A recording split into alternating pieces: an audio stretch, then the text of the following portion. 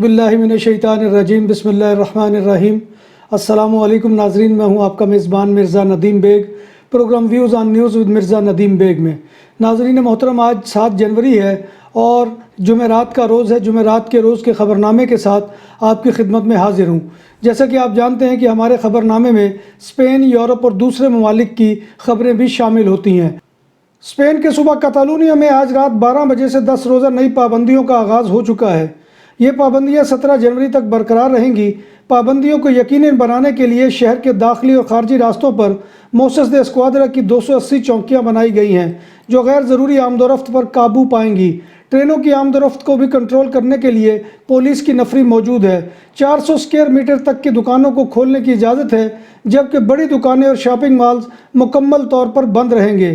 ایلیمنٹیشن یعنی grocery shops کی دکانیں رات 9 بجے بند ہوں گی۔ ریسٹورنٹ اور بارز بھی صبح 7:30 بجے سے 9:30 بجے تک اور دوپہر کو 1 بجے سے لے کر 3:30 بجے تک 50% گاہکوں کو بٹھا سکیں گے، اور شام سے رات 10 بجے تک ہوم ڈیلیوری اور ٹیک اوے کا کام ہو سکے گا۔ انڈور سپورٹس ایکٹیویٹیز بند رہیں گی، مگر ان سب پابندیوں کے باوجود بچوں کے سکولز 11 جنوری کو کھولے جائیں گے۔ 6 لوگوں سے زیادہ کا اجتماع بھی ممکن نہیں ہوگا۔ رات کے کرفیو کی پابندیاں رات 10 بجے سے لے کر صبح 6 بجے تک برقرار رہیں گی۔ اگر کہیں باہر جانا ناگزیر ہو تو اس کے لیے سرٹیفکیٹ آف سیلف رسپانسبلٹی لینا ہوگا۔ شہر میں بھی بلا وجہ گھومنے پھرنے سے پرہیز کیا جائے۔ کرونا کے ایک بار پھیلاؤ سے پھر کاتالونیا میں اموات کی شرح بڑھ گئی ہے اور 28 دسمبر سے لے کر 3 جنوری تک 209 افراد ہلاک ہوئے۔ کرسمس کی چھٹیوں میں بھی اموات کا یہ فگر بڑھا ہے۔ کاتالونیا کے آئی سی یونٹ میں اس وقت تشویشناک حالت میں 417 مریض داخل ہیں۔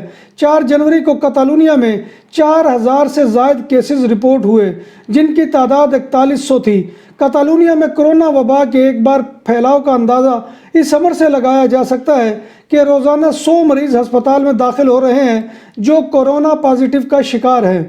موسس دے اسکوادرا نے بارسلونا میں گزشتہ روز ایک معذور لڑکے پر حملہ اور موبائل فون چوری کرنے کے الزام میں ایک تیسرے نابالغ ملزم کو بھی گرفتار کر لیا ہے۔ یہ واقعہ سانت کے علاقے میں پیش آیا تھا۔ اس سے قبل 2 کم عمر ملزمان کو حراست میں لے لیا گیا ہے۔ گروپ کے باقی افراد کی شناخت بھی ہو گئی ہے اور پولیس اب ان کو تلاش کر رہی ہے۔ زیر حراست ملزمان میں سے ایک پر تشدد، واردات اور ڈکیتی کے الزامات عائد کیے گئے ہیں، جبکہ دیگر 2 افراد پر صرف حملے کے الزامات ہیں۔ واقعے کی ویڈیو میں دیکھا جا سکتا ہے کہ ایک معذور لڑکے کو بےدردی سے مارا اور پیٹا جا رہا ہے۔ اسپین کے علاقے سابیہ کے نرسنگ ہوم میں لگنے والی آگ سے ایک 99 سالہ معمر خاتون ہلاک اور دوسرے 5 افراد زخمی ہو گئے۔ فائر بریگیڈ کو رات تقریباً 10:30 بجے 1 درجن سے زائد کالز موصول ہوئی کہ نرسنگ ہوم میں آتش زدگی کا واقعہ رونما ہوا ہے۔ فائر بریگیڈ نے پہنچ کر آگ پر قابو پایا اور زخمیوں کو نکالا اور ایمرجنسی سروس نے علاج معالجے کے لیے ہسپتال پہنچایا۔ ہزارہ برادری کو پاکستان میں نیوزی لینڈ کی وزیر اعظم جیسنڈا آرڈن جیسی قائد کی تلاش ہے جو ان کے دکھ درد میں ان کا ساتھ دے سکے، مگر ہزارہ کمیونٹی کی یہ خواہش پوری ہوتی نہیں دکھا دے رہی۔ منفی درجہ حرارت اور برف جماتی سردی، 11 لاشوں کے گرد بیٹھے لواحقین اور بے دردی سے قتل کیے جانے والوں کے بچے اس انتظار میں ہیں کہ اس مملکت خداداد اور نئے پاکستان کے وزیر اعظم یا صدر ان تک پہنچیں تو ان تاریک راہوں پر مرنے والوں کی تدفین کی جائے۔ مگر 5 دن گزر گئے اور وزیر اعظم آئے نہ، فارغ صدر پاکستان کو یہ توفیق ہوئی۔ کیا المیہ ہے کہ پرسہ دینے کے لیے آواز لگانا پڑے۔ ابھی بھی ہزارہ کی نسل کشی کے واقعے پر وہاں کے بے کس اور مجبور لوگوں کو آواز دے کر اس ملک کے حکمرانوں کو تعزیت کے لیے بلانا پڑ رہا ہے کہ آؤ، بے شک ہمارے ماتم میں شامل نہ ہو، ہمارے درد کو محسوس نہ کرو، لیکن کم از کم ہمدردی کے 2 بول تو بول دو۔ مگر حکومت کو اس کے لیے فرصت نہیں۔ ناظرین محترم، کوئٹہ ایک ایسا ماتم کدہ ہے جہاں لوگ 11 لاشیں سڑک پر رکھ کر احتجاج کر رہے ہیں، جہاں ایک نسل دہشت گردی کی بھیٹ چڑھ چکی ہے اور حکمران ابھی تک مصلحت کے شش و پنج میں مبتلا ہیں، اور شاید یہ سوچ ہے کہ ان کی ایوان اقتدار سے باہر ان کی حکومت ہے ہی نہیں۔ پاکستانی اپوزیشن کے 2 مرکزی کردار اور پیپلز پارٹی کے بلاول بھٹو زرداری اور مسلم لیگ نون کی مریم نواز شریف ہزارہ کمیونٹی کے دکھ بانٹنے کوئٹہ پہنچ گئے اور اپنی کسی انا اور کسی عہدے کے گھمنڈ کو آڑے نہیں آنے دیا۔ امریکی کانگریس نے ڈیموکریٹ سیاستدان جو بائیڈن کی نومبر کے صدارتی انتخابات میں کامیابی کی باقاعدہ توثیق کر دی ہے۔ کانگریس نے یہ منظوری آج جمعرات کو الصبح دی۔ واشنگٹن میں کیپٹل ہل کی عمارت کو مظاہرین سے مکمل طور پر خالی کرا گیا ہے۔ حکام نے اعلان کیا ہے کہ اب یہ عمارت بالکل محفوظ ہے۔ کیپٹل ہل پر دھاوے کے دوران عمارت کے اندر جس خاتون کو گولی ماری گئی تھی وہ زخموں کی تاب نہ لاتے ہوئے چل بسی۔ اس بلوے میں 4 افراد کی ہلاکتوں کی اطلاعات ہے۔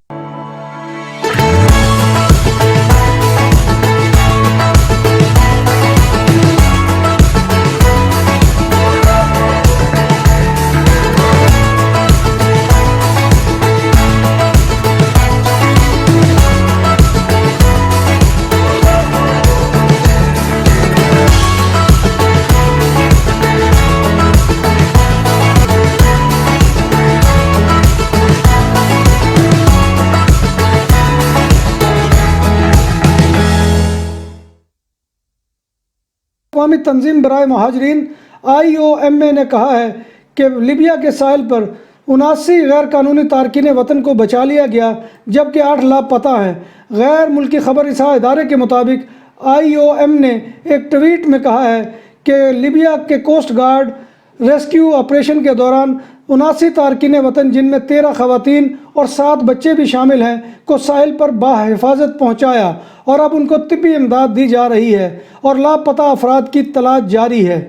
آسٹریلیا میں کرونا وائرس کی تعداد میں اضافہ جاری ہے۔ ایک دن میں 2469 نئے انفیکشن سامنے آ گئے اور 68 لوگ کرونا وائرس کے باعث ہلاک ہو گئے۔ اب تک آسٹریلیا میں 3,72,190 کرونا پازیٹیو سامنے آ چکے ہیں۔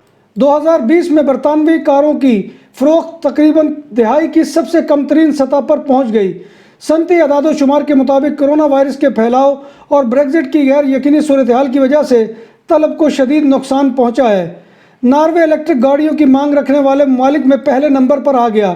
ایک رپورٹ کے مطابق ناروے دنیا کا پہلا ملک ہے جہاں کاروں کی فروخت میں 54% حصہ الیکٹرانک کاروں کا ہے۔ ناروے ان ممالک میں شامل ہے جن کا عزم ہے کہ وہ 2025 تک پیٹرول اور ڈیزل سے چلنے والی گاڑیوں سے مکمل طور پر نجات حاصل کر لیں گے۔ نیدرلینڈ میں کافی تاخیر سے لیکن کل بدھ کے دن سے کرونا وائرس کے خلاف ویکسینیشن کا آغاز شروع ہو گیا۔ اس طرح نیدرلینڈ یورپی یونین کا رکن وہ آخری ملک ہے جس نے اپنے شہریوں کو کووڈ-19 کے خلاف ویکسین لگانا شروع کی ہے۔ سب سے پہلے نرسنگ ہوم کے کارکنوں کو یہ ویکسین دی جائے گی۔ جرمنی میں کرونا وائرس کی وبا کے پھیلاؤ کو روکنے کے لیے پورے ملک میں لاک ڈاؤن میں 31 جنوری تک کے لیے توسیع کر دی گئی ہے۔ یہ فیصلہ چانسلر اینگلا میرکل کی صدارت میں ہونے والے ایک طویل آن لائن اجلاس میں کیا گیا جس میں تمام 16 وفاقی صوبوں کے وزرائے اعلیٰ بھی شریک ہوئے۔ انڈیا کی ریاست اتر پردیش میں ایک 50 سالہ خاتون کا گینگ ریپ کے بعد قتل کر دیا گیا۔ یہ واقعہ اس وقت پیش آیا جب وہ خاتون اتوار کی شام مندر میں پوجا کرنے گئی تھی۔ اس سلسلے میں مندر کے پجاری اور اس کے 2 ساتھیوں کے خلاف مقدمہ درج کر لیا گیا ہے۔ پولیس نے پجاری کے ساتھیوں کو گرفتار کرنے کا دعویٰ کیا ہے جبکہ مرکزی ملزم یعنی مندر کا پجاری ابھی تک پولیس کی گرفت سے باہر ہے۔ کیا آپ اندازہ لگا سکتے ہیں کہ دنیا کا طاقتور ترین پاسپورٹ کس ملک کا ہے؟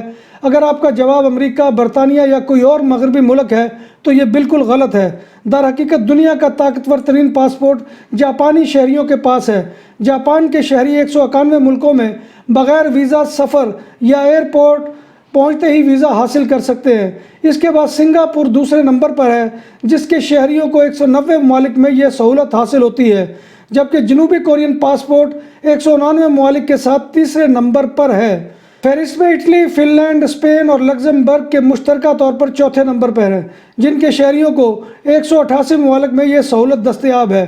ڈنمارک اور آسٹریا کے پاسپورٹ 5ویں نمبر پر ہیں جبکہ سویڈن، فرانس، پرتگال، نیدرلینڈ اور آئرلینڈ کے پاسپورٹ کے حامل افراد 186 ملکوں میں ویزا فری یا ویزا آن ارائیول کی سہولت حاصل کر سکتے ہیں۔ یونان، مالٹا، چیک ریپبلک اور آسٹریلیا کے پاسپورٹ اس فہرست میں 8ویں نمبر پر رہے۔ جن ملکوں کے شہریوں کو سب سے کم ملکوں میں مفت ویزا یا ایئرپورٹ پر ویزا آن ارائیول کی سہولت میسر ہے ان میں پہلے اور دوسرے نمبر پر افغانستان اور عراق کے شہری شامل ہیں، جن کو صرف بالترتیب 26 اور 28 ملکوں میں یہ سہولت حاصل ہے، جبکہ شام کے پاسپورٹ کے حامل افراد صرف 29 ملکوں میں اس سہولت سے استفادہ کر سکتے ہیں۔ چوتھے نمبر پر پاکستان کھڑا ہے، جس کے پاسپورٹس پر 32 ممالک میں ویزا فری یا ویزا آن ارائیول کی سہولت ملتی ہے، جبکہ صومالیہ اور یمن کے پاسپورٹ کے حصے میں مشترکہ طور پر 5واں نمبر آیا ہے۔ فلسطین کا پاسپورٹ چھٹے، لیبیا اور نیپال کا پاسپورٹ مشترکہ طور پر 7ویں اور جبکہ شمالی کورین پاسپورٹ 8ویں نمبر پر رہا ہے۔ خوف، یقین، حیرت اور بے یقینی کا ملغوبہ دیکھنا ہو تو اس ٹیسٹ میچ کی فقط جھلکیاں ہی دیکھ لیں جو کل بالآخر کرائسٹ چرچ میں ختم ہو گیا۔ جس طرح سے میچ دوسرے اور تیسرے دن چلا، پاکستان کے لیے یہ ایسا پہاڑ بنتا چلا گیا کہ نہ جانے کب ختم ہوگا۔ پاکستان کی اننگز اور 176 رنز کی بھاری بھرکم شکست کے بعد یہ کہا جا رہا ہے کہ اس کا مقابلہ دنیا کی بہترین ٹیم سے تھا اور دونوں ٹیموں کی رینکنگ میں واضح فرق ہے، لیکن اصل فرق تو اس سوچ کا ہے جو پاکستان اور نیوزی لینڈ کی ٹیموں میں واضح طور پر نظر آ رہا ہے۔ میزبان جارحانہ انداز اختیار کر کے میچ جیتنے کی سوچ کے ساتھ میدان میں اترتے ہیں اور مہمان دفاعی خول میں خود کو بند کر کے پوری سیریز اس ذہنیت کے ساتھ کھیلتے نظر آ رہے ہیں کہ میچ کو کس طرح سے بچانا ہے۔ ناظرین محترم، یہ تھا آج کا خبرنامہ جو میں آپ کی خدمت میں لے کر حاضر ہوا تھا۔ امید ہے کہ آپ کو ہمارا یہ سیگمنٹ پسند آئے گا۔ آپ سے گزارش یہی ہے کہ آپ ہمارے چینل BBC اپڈیٹ TV کو سبسکرائب کریں، اس کے پروگرام کو لائک کریں، اگر پسند آئے تو اس کو شیئر کریں اور کمنٹ باکس میں آ کر کمنٹ کرنا مت بھولیے، کیونکہ آپ کا کمنٹ کرنا ہماری رہنمائی اور ہماری ہمت افزائی کا سب سے بڑا ذریعہ ہوتا ہے۔ آخر میں اللہ تبارک و تعالیٰ کے حضور دعا ہے کہ اللہ تبارک و تعالیٰ ہمیں ایمان اور صحت کی سلامتی کے ساتھ زندہ رکھے، اور جو بھی لوگ اس وقت بیمار ہیں، پریشان حال ہیں، تنگ دست ہیں، بے اولاد ہیں، اللہ تبارک و تعالیٰ تمام کے مسائل کو حل کرے۔ ناظرین محترم، اسی دعا کے ساتھ اپنے میزبان مرزا ندیم بیگ کو اجازت دیجیے۔